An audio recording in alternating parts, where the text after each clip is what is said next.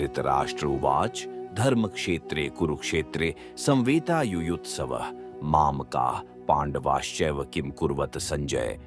धृतराष्ट्र ने कहा, हे संजय, कुरुक्षेत्र के पवित्र मैदान में एकत्र होकर युद्ध की इच्छा से मेरे पुत्रों और पांडु के पुत्रों ने क्या किया। संजय उवाच दृष्ट्वा तु पांडवानिकं दृश्यढम् दुर्योधनस्तदा आचार्यमुपसंगम्य राजा वचनम ब्रवीत। संजय ने कहा, पांडव सेना को सैन्य क्रम में खड़ा देखकर राजा दुर्योधन अपने गुरु द्रोणाचार्य के पास गया और निम्नलिखित शब्द कहे, पश्यैतां पांडुपुत्राणामाचार्य महतीयं चमुम व्यूधां द्रुपद पुत्रेण तव शिष्येण धीमता। दुर्योधन ने कहा, आदरणीय गुरु, पांडुपुत्रों की विशाल सेना को देखिए, जिसे आपके ही प्रतिभाशाली शिष्य द्रुपद पुत्र ने युद्ध के लिए कुशलतापूर्वक संगठित किया है। अत्र शूरा महेश्वासा भीमार्जुन समायुद्धि युद्धानो विराटश्च द्रुपदश्च महारथ धृष्टकेतुश्चेकितान काशीराजश्च वीर्यवान पुरुजित कुंती भोजश्च शब्यश्च नरपुंगव युद्धामन्युश्च विक्रांत उत्तमौजाश्च वीर्यवान सौभद्रो द्रौपदेयाश्च सर्व एव महारथः। देखो, उनकी पंक्तियों में कई शक्तिशाली योद्धा हैं, जैसे युयुधान, विराट और द्रुपद, जो शक्तिशाली धनुष धारण करते हैं और सैन्य कौशल में भीम और अर्जुन के बराबर हैं। धृष्टकेतु, चेकितान, काशी के वीर राजा, पुरुजित, कुंती भोज और शैभ्य जैसे निपुण योद्धा भी हैं, सभी श्रेष्ठ पुरुष। उनकी पंक्तियों में साहसी युद्धामन्यु, वीर सुभद्रा के पुत्र उत्तमौजा और द्रौपदी के पुत्र भी हैं, जो सभी महान योद्धा प्रमुख हैं। अस्माकं तु विशिष्टा ये तन्निबोध द्विजोत्तम नायिका मम सैन्यस्य संज्ञार्थम तान अब्रवीमि ते। हे ब्राह्मण श्रेष्ठ, हमारे पक्ष के प्रधान सेनापतियों के विषय में भी सुनिए, जो नेतृत्व करने के लिए विशेष रूप से योग्य हैं। अब मैं आपको उनका वर्णन सुनाता हूं। भवन भीष्मश्च कर्णश्च कृपाश्च समितिंजय अश्वत्थामा विकर्णश्च सोमदत्तस्तथैव च। आप भीष्म, कर्ण, कृपाचार्य, अश्वत्थामा, विकर्ण तथा भूरिश्रवा जैसे महापुरुष युद्ध में सदैव विजयी होते हैं। अन्ये च बहवः शूरा मदर्थे त्यक्तजीविताः नाना शस्त्र प्रहरणाः सर्वे युद्ध विशारदाः। यहाँ हमारे पक्ष में अन्य अनेक महायोद्धा भी हैं, जो मेरे लिए अपने जीवन का बलिदान करने के लिए तत्पर हैं। वे युद्ध कौशल में पूर्णतया निपुण और विविध प्रकार के शस्त्रों से सुसज्जित हैं। अपर्याप्तम तदस्माकं बलम भीष्माभिरक्षितम पर्याप्तम त्विदमेतेषां बलम भीमाभिरक्षित। हमारी शक्ति असीमित है और हम सब महान सेना नायक भीष्म पितामह के नेतृत्व में पूरी तरह से संरक्षित हैं, जबकि पांडवों की सेना की शक्ति भीम द्वारा भली भांति रक्षित होने के पश्चात भी सीमित है। अयनेषु च सर्वेषु यथा भागम वस्थिता भीष्ममेवाभिरक्षन्तु भवन्त सर्व एव ही। अतः अब मैं कौरव सेना के सभी सेनापतियों से आह्वान करता हूं कि वे पितामह भीष्म को पूर्ण सहयोग दें तथा अपनी अपनी रणनीतिक सीमाओं की रक्षा करें। तस्य संज्ञाहर्षं कुरु वृद्ध पितामह सिंहनादम विनद्योच्चय शंखम दध्मो प्रतापवान। तत्पश्चात कुरुवंश के महापुरुष यशस्वी कुल पितामह भीष्म ने सिंह के समान गर्जना की और बहुत जोर से शंख बजाया, जिससे दुर्योधन प्रसन्न हो गया। तत् शंखाश्च भैर्यश्च पणवानक गोमुखा सहसैवाभ्य हन्यन्त स शब्दस्तु मूलोऽभवत्। इसके पश्चात शंख, नगाड़े, बिगुल, तुरही तथा सींग अचानक एक साथ बजने लगे। उनका संवेद स्वर अत्यंत भयंकर था। ततः श्वेतैर्हयैर्युक्ते महति स्यन्दने स्थितो माधवः पांडवश्चैव दिव्यो शंखो प्रदद्मतुः। तत्पश्चात पांडवों की सेना के बीच श्वेत अश्वों द्वारा खींचे जाने वाले भव्य रथ पर आसीन माधव और अर्जुन ने अपने अपने दिव्य शंख बजाए। पांचजन्यम ऋषिकेशो देवदत्तम धनंजय पौंड्रम दध्मो महाशंख भीमकर्मा वृकोदरः। ऋषिकेश भगवान कृष्ण ने अपना पांचजन्य शंख बजाया। अर्जुन ने देवदत्त शंख तथा अति भोजी एवं अति दुष्कर कार्य करने वाले भीम ने पौंडु नामक भीषण शंख बजाया। अनंत विजयम राजा कुंती पुत्रो युधिष्ठिर नकुला सहदेवश सुघोषमणि पुष्पको। हे पृथ्वीपति राजन, राजा युधिष्ठिर ने अपना अनंत विजय नाम का शंख बजाया तथा नकुल और सहदेव ने सुघोष एवं मणिपुष्पक नामक शंख बजाए। काश्यश्च परमेश्वासः शिखंडी च महारथः धृष्टद्युम्नो विराटश्च सात्यकिश्चा पराजितः द्रुपदो द्रौपदेयाश्च सर्वशः पृथिवीपते सौभद्रश्च महाबाहुः शंखान् दद्मु पृथक पृथक। श्रेष्ठ धनुर्धर काशीराज, महायोद्धा शिखंडी, धृष्टद्युम्न विराट, अजेय सात्यकी, द्रुपद, द्रौपदी के 5 पुत्रों तथा सुभद्रा के महाबलशाली पुत्र वीर अभिमन्यु आदि सब ने अपने अपने अलग अलग शंख बजाए। सघोषो धार्तराष्ट्राणाम हृदयानि व्यधारयत नभश्च पृथिवीं चैव तुमुलोभ्यनुनादयन्। हे धृतराष्ट्र, इन शंखों से उत्पन्न ध्वनि द्वारा आकाश और धरती के बीच हुई गर्जना ने आपके पुत्रों के हृदयों को विदीर्ण कर दिया।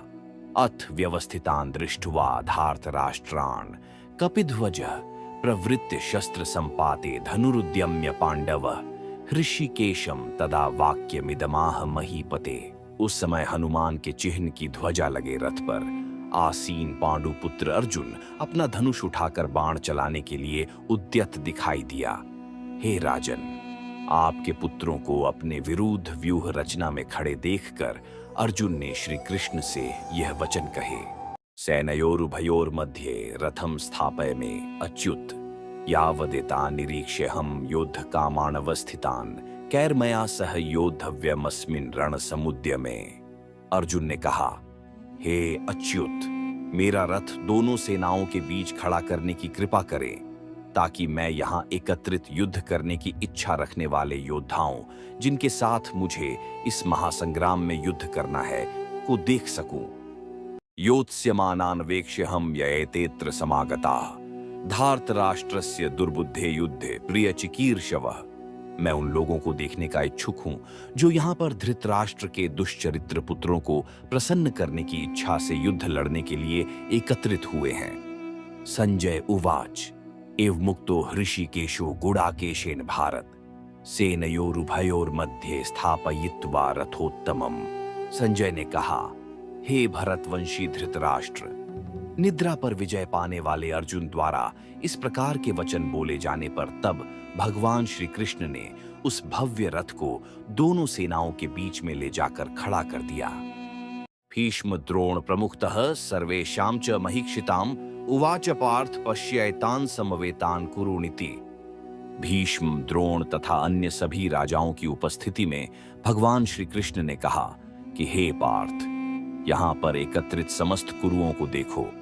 तथा पश्यत स्थितान पार्थ पितृनथ पितामहान आचार्यान मातुलान भ्रातृन पुत्रान पौत राण सखींस्तथा श्वशुरान सुहृदश्चैव सैन्योरुभयोरपि। अर्जुन ने वहां खड़ी दोनों पक्षों की सेनाओं के बीच अपने पिता तुल्य चाचाओं, ताऊओं, पितामहों, गुरुओं, मामाओं, भाइयों, चचेरे भाइयों, पुत्रों, भतीजों, मित्रों तांसमीक्ष्यस कौन्तेयः सर्वान् बंधून् अवस्थितान् कृपया परयाविष्टो विषीदन्निदं ब्रवीत। जब कुंती पुत्र अर्जुन ने अपने बंधु बांधवों को वहां देखा तब उसका मन अत्यधिक करुणा से भर गया और फिर गहन शोक के साथ उसने निम्न वचन कहे। अर्जुन उवाच दृष्ट्वेमं स्वजनं कृष्ण युयुत्सुं समुपस्थितं सीदन्ति मम गात्राणि मुखं च परिशुष्यति। अर्जुन ने कहा, हे कृष्ण, युद्ध करने की इच्छा से एक दूसरे का वध करने के लिए यहाँ अपने वंशजों को देखकर मेरे शरीर के अंग कांप रहे हैं और मेरा मुंह सूख रहा। वैपथुश्च शरीरे में रोमहर्षश्च जायते गांडीवम स्रंसते हस्तात्वक्चैव परिदह्यते। मेरा सारा शरीर कांप रहा है, मेरे शरीर के रोएं खड़े हो रहे हैं, मेरा धनुष गांडीव मेरे हाथ से सरक रहा है और मेरी पूरी त्वचा में जलन हो रही है। न च शक्नोम्यवस्थातुं भ्रमतीव च मे मन निमित्तानि च पश्यामि विपरीतानि केशव। मेरा मन उलझ रहा है और मुझे घबराहट हो रही है। अब मैं यहाँ और अधिक खड़ा रहने में समर्थ नहीं हूँ। केशी राक्षस को मारने वाले हे केशव, मुझे केवल अमंगल के लक्षण दिखाई दे रहे हैं। न च श्रेयो नुपश्यामि हत्वा स्वजनमाहवे, न काले विजयम कृष्ण न च राज्यम सुखानि च। युद्ध में अपने वंश के बंधु बांधवों का वध करने में मुझे कोई अच्छाई नहीं दिखाई देती है, और उन्हें मारकर मैं कैसे सुख पा सकता हूँ। हे कृष्ण, मुझे विजय, राज्य और इससे प्राप्त होने वाला सुख नहीं चाहिए। न काले विजयम कृष्ण न च राज्यम सुखानि च, किम नो राज्येन गोविंद किम भोगैर्जीवितेन वा। येषामर्थे काक्षितम नो राज्यम भोगाः सुखानि च, तैमेव स्थिता युद्धे प्राणांस त्यक्त्वा धनानि च। हे कृष्ण, मुझे विजय, राज्य और इससे प्राप्त होने वाला सुख नहीं चाहिए। ऐसा राज्य सुख या अपने जीवन से क्या लाभ प्राप्त हो सकता है, क्योंकि जिन लोगों के लिए हम यह सब चाहते हैं वे सब इस युद्ध भूमि में हमारे समक्ष खड़े हैं। आचार्या पितरः पुत्रास्तथैव च पितामहा, मातुल्लाः श्वशुराः पौत्राः, श्यालाः संबंधिनस्तथा। एतान्न हन्तुमिच्छामि नतोऽपि मधुसूदन, अपि त्रैलोक्य राज्यस्य हेतोः किं नु महि कृते। हे मधुसूदन, जब आचार्य गण, पितृगण, पुत्र, पितामह, मामा, पौत्र, ससुर, भांजे, साले और अन्य संबंधी अपने प्राण और धन का दांव लगाकर यहाँ उपस्थित हुए हैं, यद्यपि वे मुझ पर आक्रमण भी करते हैं, तथापि मैं इनका वध क्यों करूं? यदि फिर भी हम धृतराष्ट्र के पुत्रों का वध करते हैं, तब भले ही इससे हमें पृथ्वी के अलावा तीनों लोक भी प्राप्त क्यों न होते हों, तब भी उन्हें मारने से हमें सुख कैसे प्राप्त होगा? निहत्य धार्त राष्ट्रान्नः का प्रीतिः स्यात् जनार्दन, पाप में वाश्रयेदस्मान् हत्वैतानाथतायिनः। हे समस्त जीवों के पालक, धृतराष्ट्र के पुत्रों का वध करके हमें क्या सुख प्राप्त होगा? यद्यपि वे सब अत्याचारी हैं, फिर भी यदि हम उनका वध करते हैं तब निश्चय ही उन्हें मारने का हमें पाप लगेगा। तस्मान् नार्हा वयम हन्तुम धार्त राष्ट्रान् स्वबान्धवान्, स्वजनम ही कथम हत्वा सुखिनः श्याम माधव। इसलिए अपने चचेरे भाइयों, धृतराष्ट्र के पुत्रों और मित्रों सहित अपने स्वजनों का वध करना हमारे लिए किसी भी दृष्टि से उचित नहीं है। हे माधव, इस प्रकार अपने वंशजों का वध कर हम सुख की आशा कैसे कर सकते हैं? यद्यप्येते न पश्यन्ति लोभोपहत चेतसः, कुलक्षय कृतम दोषम मित्रद्रोहे च पातकम्। यद्यपि लोभ से अभिभूत विचारधारा के कारण वे अपने स्वजनों के विनाश या प्रतिशोध के कारण और अपने मित्रों के साथ विश्वासघात करने में कोई दोष नहीं देखते हैं। कथम न झेयमस्माभिः पापादस्मा निवर्तितुम कुलक्षय कृतम दोषम प्रपश्यद्भिर्जनार्दन। तथापि हे जनार्दन, जब हमें स्पष्टतः अपने बंधु बांधवों का वध करने में अपराध दिखाई देता है, तब हम ऐसे पापमय कर्म से क्यों न दूर रहें? कुलक्षये प्रणश्यन्ति कुलधर्माः सनातनाः, धर्मे नष्टे कुलम कृत्स्नम धर्मो भिभवत्युत।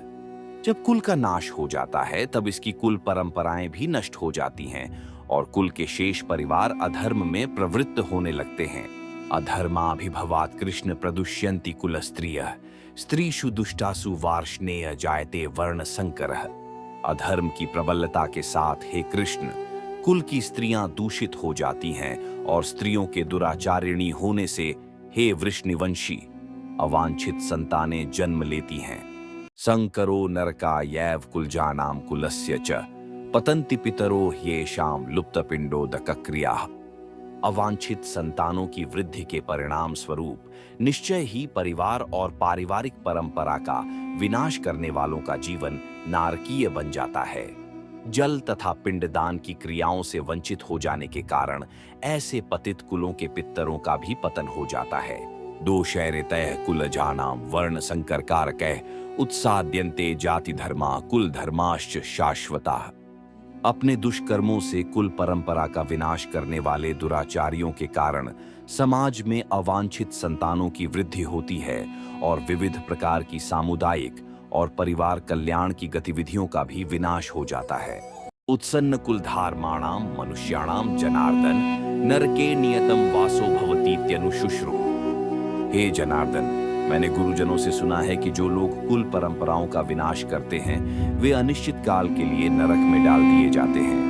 अहो बत महत् पापम कर्तुम व्यवसिता वयम यद्राज्य सुखलोभेन हंतुम स्वजन मुद्यता। ओह, कितने आश्चर्य की बात है कि हम मानसिक रूप से इस महापाप जन्य कर्म करने के लिए उद्यत हैं। राज सुख भोगने की इच्छा के प्रयोजन से हम अपने वंशजों का वध करना चाहते हैं। यदि माम प्रतीकारम शस्त्रम शस्त्रपाणय धार्तराष्ट्रारणे हन्युस्तन्मे क्षेमतरम भवेत्। यदि धृतराष्ट्र के शस्त्र युक्त पुत्र मुझ निहत्थे को रणभूमि में प्रतिरोध किए बिना भी मार देते हैं तब यह मेरे लिए श्रेयस्कर होगा। संजय उवाच एवं मुक्त्वार्जुनः संख्ये रथोपस्थ उपाविशत विसृज्य सशरम चापम शोक संविघ्नमानसः। संजय ने कहा, इस प्रकार यह कहकर अर्जुन ने अपना धनुष और बाणों को एक ओर रख दिया और शोकाकुल चित्त से अपने रथ के आसन पर बैठ गया। उसका मन व्यथा और दुख से भर गया।